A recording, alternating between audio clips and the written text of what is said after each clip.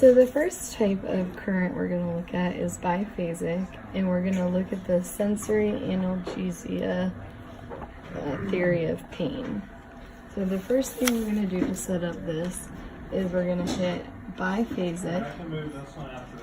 We're going to leave it on normal. We're going to put this to continuous. We're going to leave this alone. At the time, we're going to change it to 20 minutes because that's the time it takes to block the pain signals. And we're going to change the frequency, the rate or duty.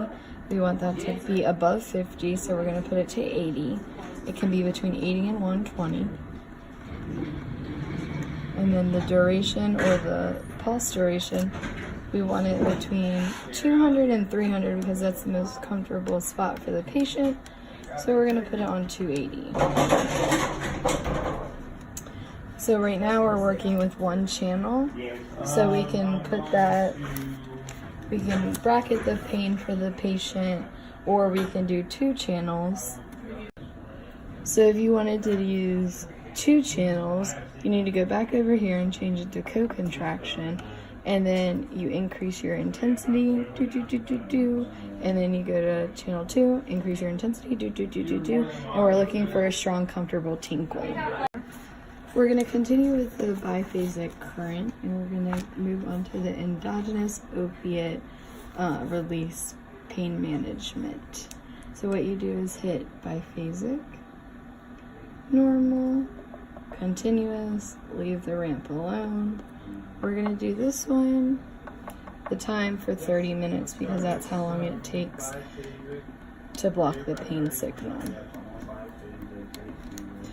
For rate or duty, we're going to move that all the way down between 1 and 10 because it's less than 15.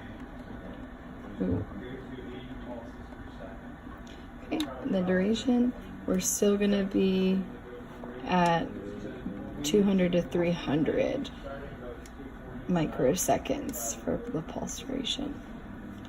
Okay, so then we're good to go. Now, if you wanted to again add another, for this one, you only need 1 channel. So you put it on the muscle, belly, and the muscle nerve. So now we're gonna do high volt pulse current. So what we need to do is take this bad boy and move it over here to HV, high volt. So you're going to push this button, high volt, and what comes up, we're going to be on continuous. Don't worry about ramp. You're going to do the same thing we did for the sensory analgesia and endogenous opiate release, same time.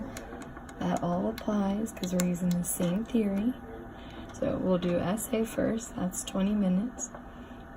Rate or duty, so you see right here it's different because it's a sweep. So if you want the pulses per second to be the same,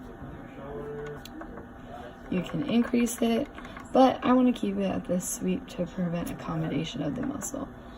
Alright, and so it can completely skipped pulse duration because it's already preset. And we're good to go. We're going to put our pads and we're good. Okay, so same thing as the sensory analgesia, we still have the electrode in the high volt button, and we're going to hit high volt. We're still on continuous, and don't worry about that. In the time, we're going to do the EO, so we're going to do 30 minutes. And then now we need to go all the way down.